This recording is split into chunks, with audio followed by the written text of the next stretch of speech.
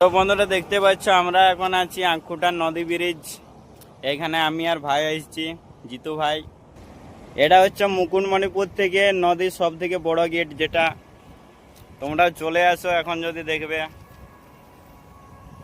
চলে এসো, তোমরা চলে এসো, বেশি লেট করো না। এমন দৃশ্য নয় তো আর পরে দেখতে পাবে না। দেখছো গাইস সেই লেভেলের এখন দৃশ্য, তোমরা তাড়াতাড়ি চলে এসো। দেখছো আমার ভাই বলছে ছবি তুলবো, পোজ এখন দিবে, আমি ছবি তুলবো। ঠিক আছে গাইস, তোমরা চলে এসো, তোমাদেরও ছবি তুলে দেবো।